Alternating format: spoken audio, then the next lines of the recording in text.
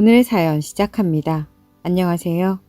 오늘 하루도 행복한 일상을 보내고 계신가요? 새해가 엊그제 같은데 벌써 3월이네요. 작년은 다들 참 힘들었죠. 모두에게 힘들었던 해였던 것 같네요. 아직까지 끝난 것은 아니지만요. 하지만 저는 그것 말고도 다른 이유로도 너무 힘든 작년을 보냈습니다. 새해가 시작된 지 벌써 석 달이나 지났지만 그때의 충격적인 상황은 생생합니다. 아마 눈 감을 때까지 평생 기억하겠죠. 제 나이 34살이에요. 그리고 이혼을 하지 않았으면 결혼한 지 4년차가 되었겠네요. 저에게는 아기는 없습니다. 원래는 결혼한 지 1년 뒤에 임신하려고 계획을 잡고 있었는데요. 하지만 인생이 그리 순탄치만은 않잖아요.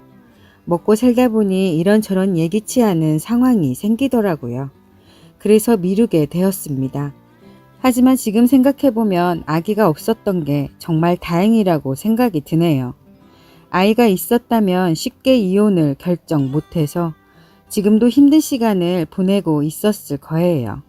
요즘 시대의 이혼이 흠이 아니라 하더라도 이혼 때문에 그 아이는 부모 잘못 만난 죄로 남들과는 다른 힘든 삶을 살았겠지요.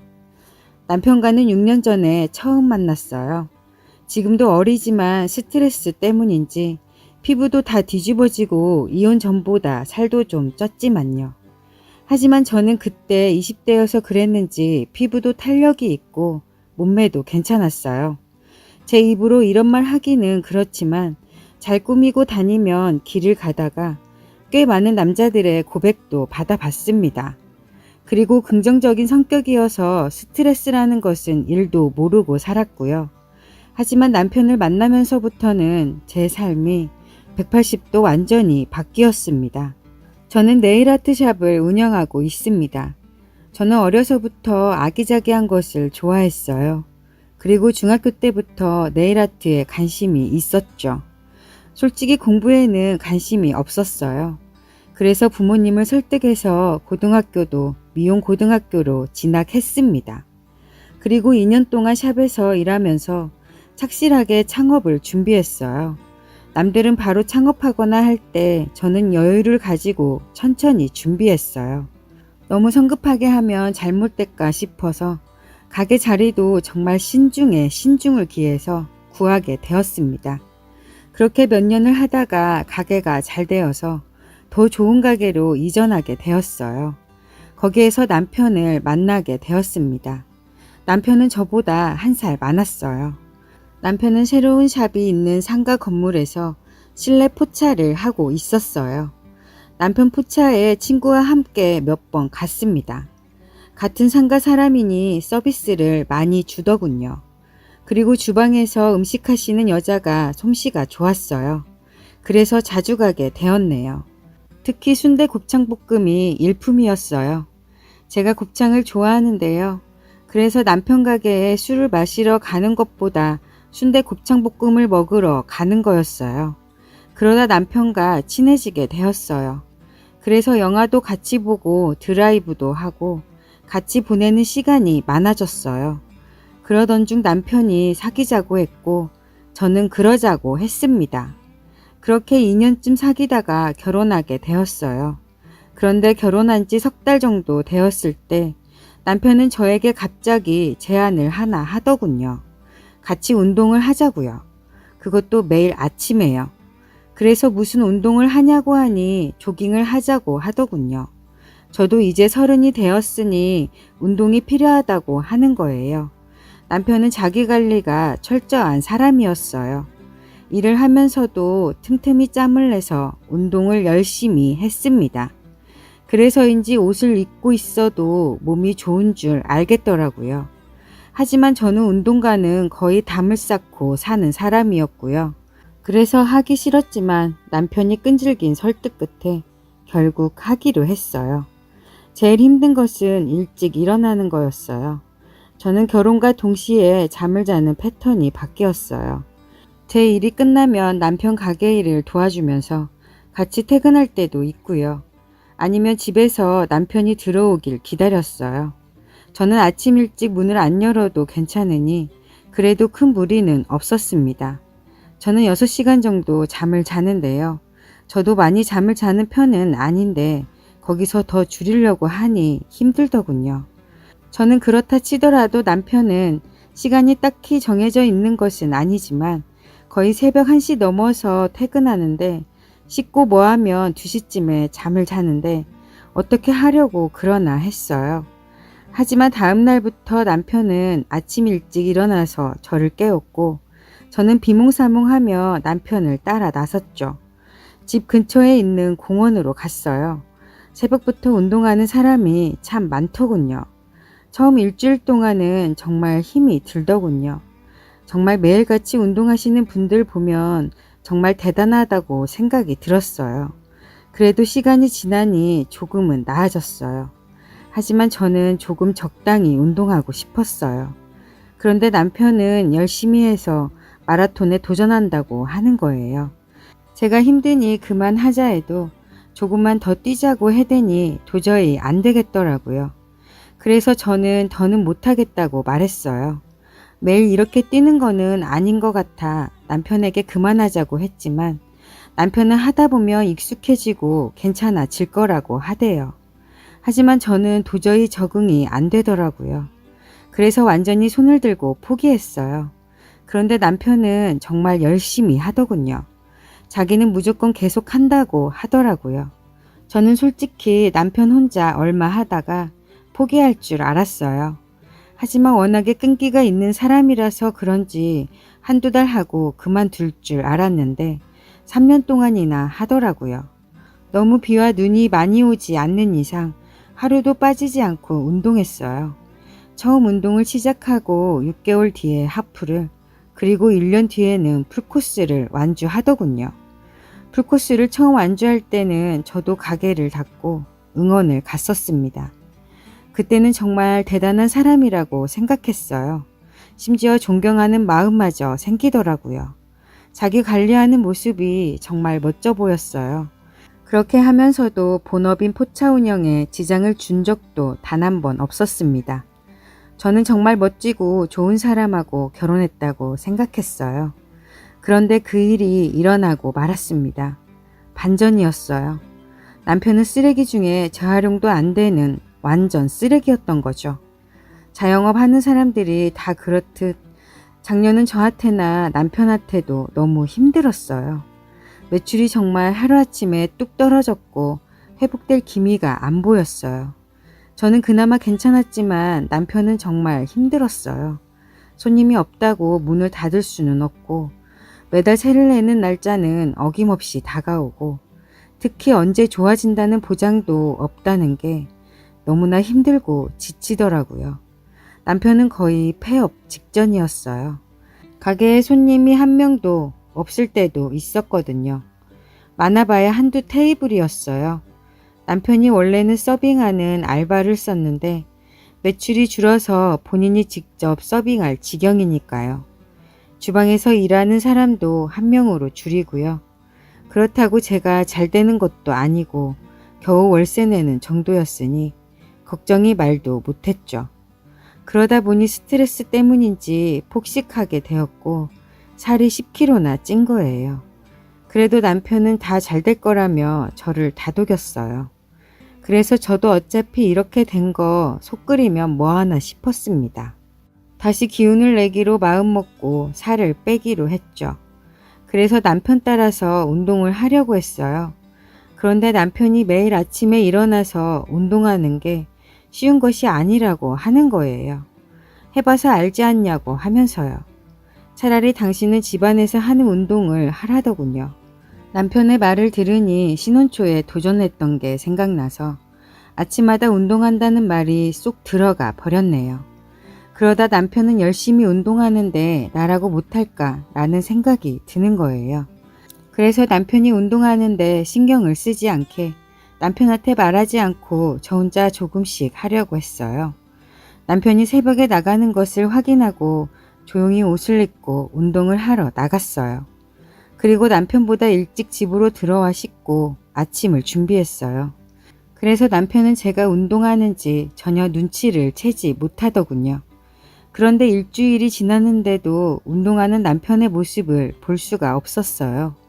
공원이 큰 공원이 아니어서 마주쳐도 몇 번은 마주쳤어야 하는데 단 한 번도 못 봤어요.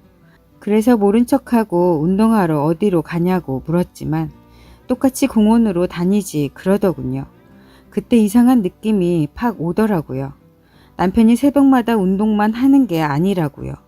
그래서 남편이 나가자마자 후다닥 옷을 입고 뒤쫓아 갔습니다. 그런데 남편은 공원 방향이 아닌 전혀 반대 방향으로 가더라고요. 그러더니 어느 빌라로 들어갔어요. 도대체 여긴 어딘데 남편이 새벽부터 들어가나 싶었어요. 심장이 덜컥 내려 앉아버렸습니다. 남편이 나오기를 기다렸어요. 남편은 1시간이 지난 뒤에 나왔어요. 나와서는 기지개를 피더니 갑자기 뛰는 거예요. 그렇게 뛰어가는 남편을 뒤쫓아 갔지만 제 체력으로 남편을 따라가기는 역부족이었어요. 남편을 놓치고 만 거죠. 그래서 저는 집으로 돌아왔고 남편이 들어오기를 기다렸습니다.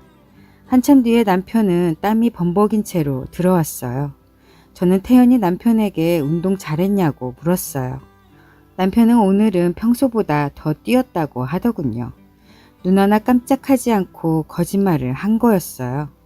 아침에 남편이 들어간 곳이 어딘가 라는 생각에 일이 손에 안 잡히더군요. 가뜩이나 손님이 없어서 답답한데 남편 때문에 하루 종일 심란해서 혼났어요. 남편이 가게 문을 여는 시간이 되었지만 샵에 손님이 없어도 가보지 않았어요.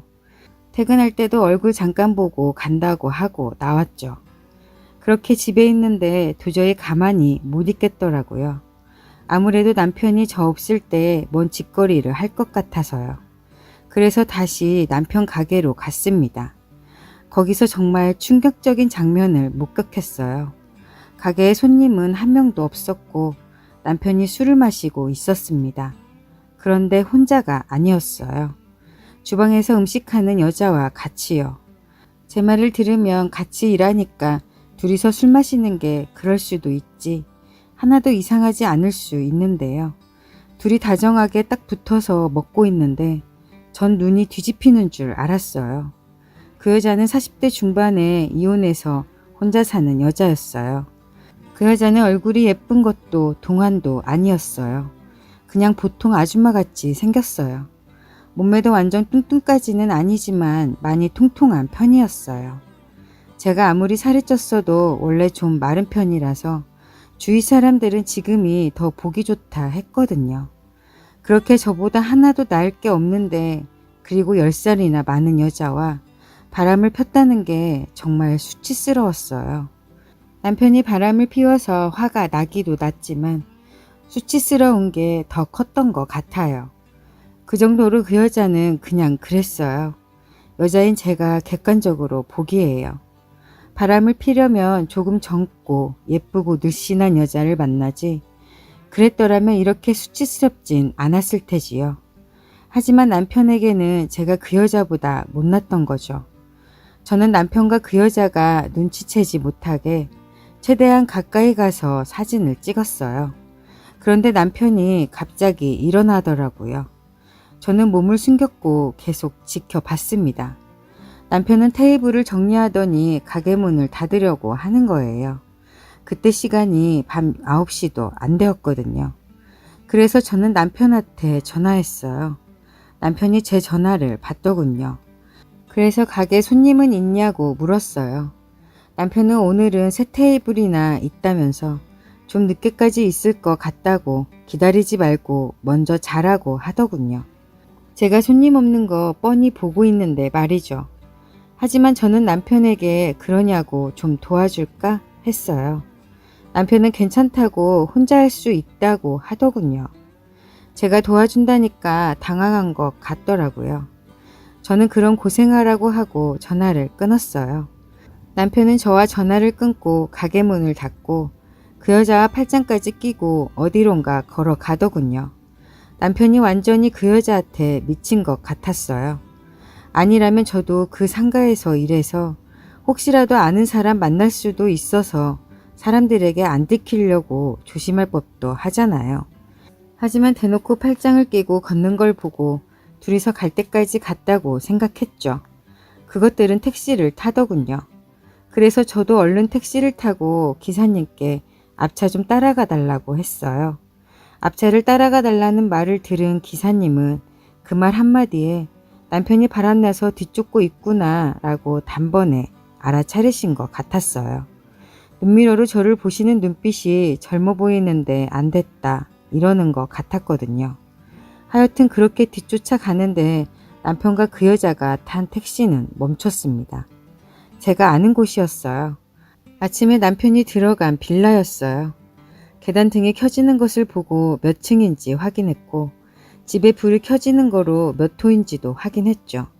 그러니까 남편은 아침에 운동을 나가서 운동하기 전에 그 여자 집으로 가서 먼 집거리를 하고 나서 운동을 했고요.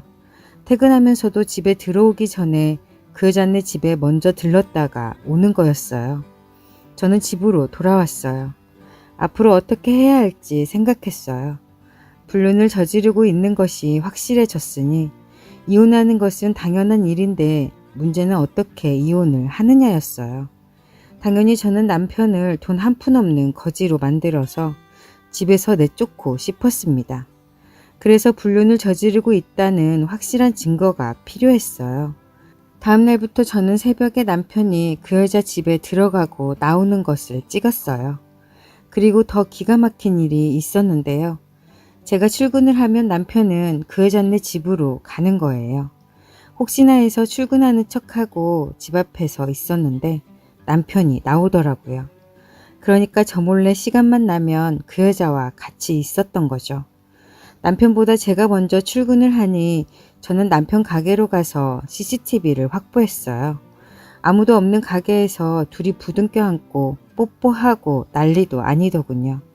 그리고 전에 있던 알바했던 사람한테 전화를 했어요.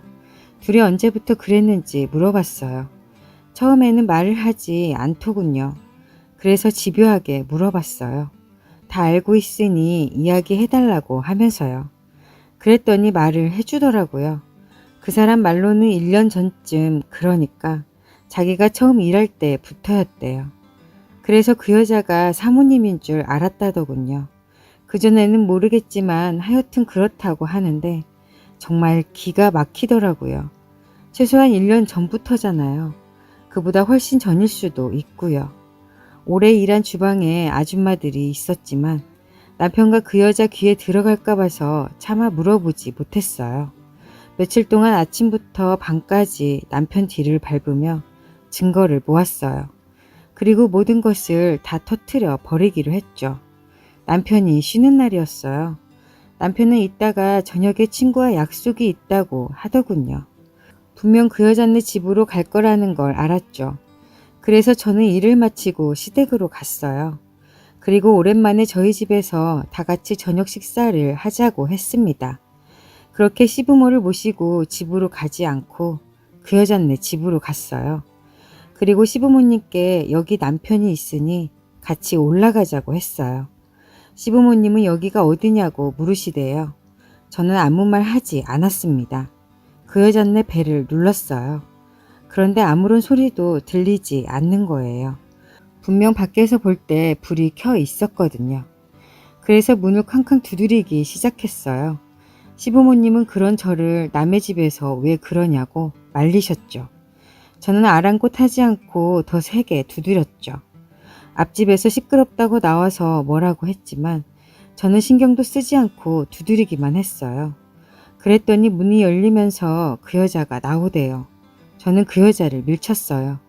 그리고 집으로 들어가서 남편을 찾기 시작했죠. 그 여자가 따라 들어와서 도대체 남의 집에서 왜 그러냐고 했고요. 저는 그 여자 뺨을 쳤고 그 자식 어디 있냐고 했어요. 도대체 누구를 찾냐고 해서 한 대 더 때렸어요. 그리고 방에 문을 열었어요. 그런데 방에도 화장실에도 남편은 없었어요. 분명 남편이 여기 있을 텐데 보이질 않았어요. 그 여자는 경찰을 부른다고 난리를 쳤고 시부모님은 얼른 가자고 하셨어요. 저는 남편이 숨을 곳이라고는 그곳밖에 없다고 생각했죠. 바로 침대 밑이요. 그래서 봤더니 아니나 다를까 거기에 숨어 있더군요. 그런 남편을 보니 정말 비참하더군요. 이런 못난 사람을 남편이라고 믿고 살았나 싶더군요. 그래서 육갑 떨지 말고 당장 나오라고 했어요. 침대에서 나오는 남편을 보자 시어머니가 그 여자 머리채를 잡더군요. 이 땡땡이 자기 아들 꼬셨다고요. 시아버지는 고개를 숙이고 있는 남편의 먹살을 잡고 이게 뭔 짓거리냐고 따지셨고요. 저는 최소 1년 전부터 바람을 피우고 있었다고 말씀드렸어요. 그 말을 들은 시아버지는 남편을 때리기 시작했어요. 한참 그러시더니 이제부터 아들 하나 없다고 생각하신다고 하고 시어머니를 데리고 그 집에서 나왔습니다. 시아버지는 당장 이혼하라고 하셨어요. 그 말을 들은 시어머니는 그렇다고 이혼까지 하는 건 아니라고 하시다 시아버지께 혼이 났습니다. 당신 몰래 만나면 집에서 쫓아낸다고 하시면서요. 시부모님과 헤어지고 집으로 들어왔어요. 그런데 남편이 집으로 왔더라고요. 제가 비번을 바꿔버렸기 때문에 집에 들어오지 못하고 문 앞에서 잘못했다고 빌더군요. 그래서 저는 여기는 네 집이 아니니 여기서 그러지 말고 네 집에 가라고 했어요. 남편은 한참을 밖에서 두드리다가 제가 안 열어주자 포기했는지 가더군요. 저는 다음날 남편과 그 여자가 함께 있는 사진을 뽑았어요. 그래서 남편 가게 유리에다 다 붙였습니다. 그리고 저는 제 가게를 내놓았어요. 그리고 남편에게 협의이혼을 하자고 했어요. 남편은 잘못했다고 하라는 대로 다 할 건데 이혼만은 절대로 못한다고 하는 거예요.